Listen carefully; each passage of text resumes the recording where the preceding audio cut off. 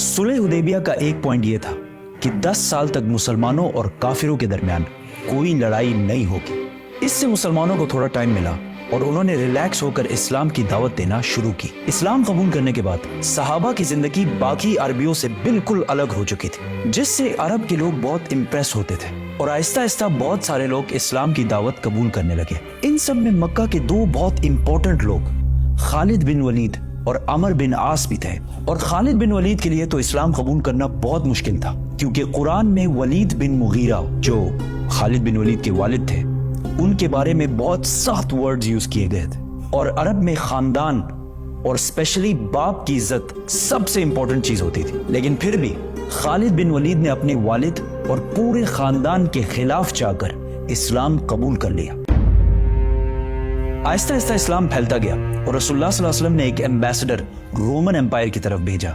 लेकिन इस एम्बेसडर को गस्सानी किंगडम ने बहुत ही बुरी तरह कत्ल कर दिया। ये गस्सानी किंगडम अरब और रोमन एम्पायर के बिल्कुल बीच में था और ये गस्सानी किंगडम रोमन एम्पायर का एक वेसल स्टेट था। वेसल स्टेट मतलब एक पपेट स्टेट। गस्सानी किंगडम का एम्बेसडर को मारना जंग के ऐलान जैसे था। और सिर्फ उस जमाने में नहीं, बल्कि आज भी यूएन चार्टर्स में एम्बेसडर को मारना सबसे बड़े क्राइम्स में से एक है। रसूलुल्लाह सल्लल्लाहु अलैहि वसल्लम को जब पता चला तो उन्होंने फौरन 3000 लोगों की फौज जमा की और रोमन एम्पायर पर हमले का फैसला किया। ये फौज मुसलमानों की सबसे बड़ी फौज थी। इससे पहले मुसलमानों ने इतनी बड़ी फौज कभी जमा नहीं की थी। रोमन एम्पायर इससे कुछ ही अरसा पहले पर्शियन एम्पायर से एक बहुत खतरनाक जंग जीत चुकी थी। रोमन और पर्शियन एम्पायर उस जमाने के दो बड़े सुपर पावर्स थे, जिस तरह आज अमेरिका और चाइना है। और इस जंग में कौन जीतेगा ये कुरान ने इस जंग के खत्म होने से पहले ही बता दिया था। ये भी बहुत जबरदस्त स्टोरी है, तो सब्सक्राइब। ये रोमन एम्पायर का पीक दौर था। इससे पहले अरबों ने रोमन एम्पायर पर कभी भी हमला नहीं किया था और रोमन एम्पायर से जंग करना बिल्कुल सुसाइड समझा जाता था। जब अरबों को पता चला कि सिर्फ 3000 मुसलमान रोमन एम्पायर पर हमला कर रहे हैं, तो उन्होंने बहुत मजाक उड़ाया और कहा कि इन 3000 में से एक भी बंदा जिंदा बचकर वापस नहीं आएगा और रोमन एम्पायर इसके बाद मदीना पर हमला करके मुसलमानों को खत्म कर देगा। रसूलुल्लाह सल्लल्लाहु अलैहि वसल्लम ने इस फौज का लीडर ज़ैद बिन हारिसा रज़ियल्लाहु तआला अन्हु को बनाया। इस्लाम से पहले ज़ैद बिन हारिसा को रसूलुल्लाह सल्लल्लाहु अलैहि वसल्लम का बेटा माना जाता था और बाकी फौज को बताया कि अगर ज़ैद बिन हारिसा शहीद हो जाए तो तुम्हारा नेक्स्ट लीडर जाफर बिन अबी तालिब होगा, जो हजरत अली रज़ियल्लाहु तआला अन्हु के भाई थे। और अगर जाफर भी शहीद हो जाए तो तुम्हारा लीडर अब्दुल्ला बिन रवाहा होगा। और इन्हें कहा उस जगह पर जाओ जहां इन्होंने हमारे एम्बेसडर को शहीद किया था और इन्हें इस्लाम की दावत दो। अगर ये लोग इस्लाम कबूल ना करें, सिर्फ और सिर्फ तब इनसे लड़ाई करना। और हाँ, किसी बच्चे, बूढ़े या औरत को अंडर एनी सर्कमस्टांसेस नुकसान नहीं पहुंचाना और दरख्तों को भी नहीं काटना। ज़ैद रज़ियल्लाहु तआला अन्हु 3000 फौज लेकर रवाना हुए तो रास्ते में उन्हें पता चला कि रोमन्स 2 लाख फौज लेकर मुसलमानों की तरफ आ रहे हैं। 2 लाख, 3000 वर्सेस 2 लाख। इस एनिमेशन को देखें, इससे थोड़ा अंदाजा होगा कि इन दो फौजों में कितना बड़ा डिफरेंस था। ये है एग्जैक्टली 3000 लोगों की फौज और इसके सामने ये है 2 लाख लोगों की फौज।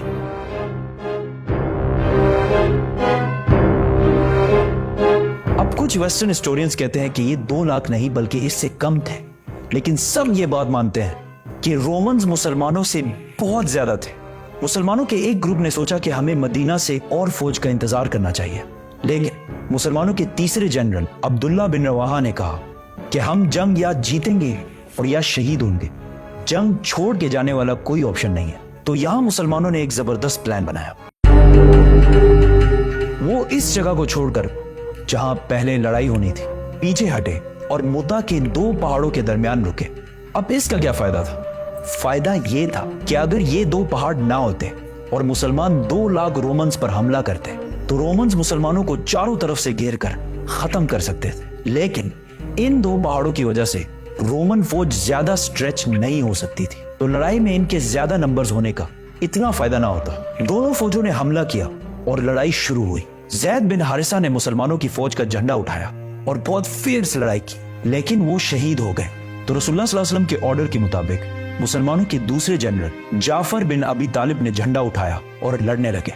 लेकिन जिस हाथ में उन्होंने झंडा पकड़ा था वो हाथ कट गया तो उन्होंने दूसरे हाथ से झंडा उठाया, लेकिन दूसरा हाथ भी कट गया और जाफर रज़ी अल्लाह तआला अन्हु शहीद हो गए। जंग के बाद इनके जिस्म पर तलवार के 50 निशान मिले और इन 50 में से एक भी पीठ पर नहीं था, सारे के सारे फ्रंट पर लगे थे। तो अब ऑर्डर के मुताबिक अब्दुल्ला बिन रवाहा नए जनरल बने और बहुत सख्त लड़ाई के बाद वो भी शहीद हो गए। फिर एक मुसलमान ने झंडा उठाया और जोर जोर से सबको कहने लगा कि जल्दी आपस में एक लीडर चूज करो, वरना हमारी पूरी फौज बिखर जाएगी। ये जंग मदीना से 1000 किलोमीटर दूर मुता में हो रही थी, लेकिन रसूलुल्लाह सल्लल्लाहु अलैहि वसल्लम ने इस जंग के बारे में मदीना में मुसलमानों को पहले ही बता दिया था कि सबसे पहले जैद ने झंडा उठाया और वो शहीद कर दिए गए। उसके बाद जाफर ने झंडा उठाया और वो भी शहीद कर दिए गए। उसके बाद अब्दुल्ला बिन रवाहा ने झंडा उठाया और वो भी शहीद कर दिए गए। उसके बाद मुसलमानों ने सैफुल्लाह, अल्लाह की तलवारों में से एक तलवार को अपना लीडर बना लिया है। इस फौज में अब तक खालिद बिन वलीद एक आम सिपाही की तरह लड़ रहे थे और लड़ते लड़ते 9 तलवारें तोड़ चुके थे और ये मुसलमानों की तरफ से उनकी पहली जंग थी। तो सारों ने unanimously without any doubt Khalid bin Walid को जंग के दरमियान ही अपना लीडर और जनरल बनाया। खालिद बिन वलीद रज़ी अल्लाह तआला अन्हु को पता था कि रोमन्स को इस जंग में हराना इम्पॉसिबल है, लेकिन अगर वो ये जंग छोड़कर चले गए तो रोमन्स मुसलमानों को कमजोर समझकर मदीना पर भी हमला कर सकते हैं। तो अब मुसलमानों को एक ऐसी गेम खेलनी थी कि मुसलमान वापस भी चले जाए और रोमन्स इन्हें कमजोर समझकर इन पर हमला भी ना करें। तो उस रात खालिद बिन वलीद रज़ी अल्लाह तआला अन्हु ने अपनी फौज को रीशफल किया, मतलब राइट वालों को लेफ्ट और पीछे वालों को आगे किया। अगले दिन जब जंग शुरू हुई तो पहाड़ों से धुआं उठने लगा और कुछ ड्रम्स की आवाजें आना शुरू हुई। तो रोमन्स को लगा कि मुसलमानों की मदद के लिए मदीना से एक बहुत बड़ी फौज पहुंच गई है और आहिस्ता आहिस्ता मुसलमानों की फौज बहुत ही ऑर्गेनाइज्ड और प्लान्ड तरीके से जंग से पीछे हटने लगी। ऐसा लग रहा था कि मुसलमान चाहते हैं कि रोमन्स इनका पीछा करें और वो इनको ट्रैप कर दे।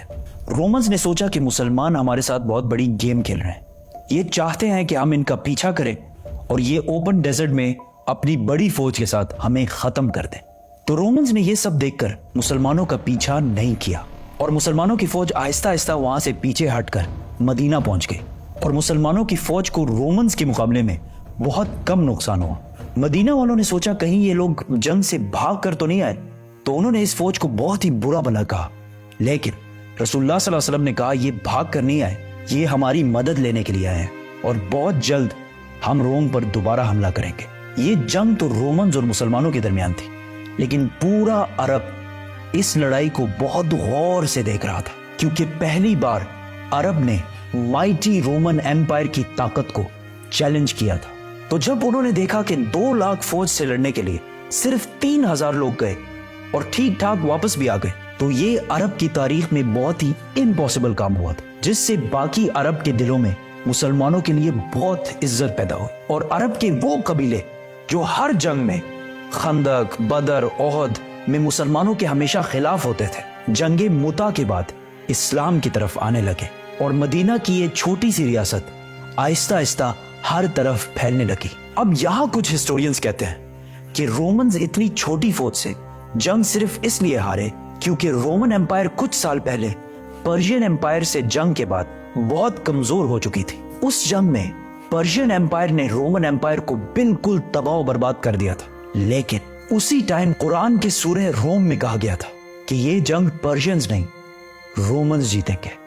और ये भी बहुत इंटरेस्टिंग स्टोरी है। सब्सक्राइब।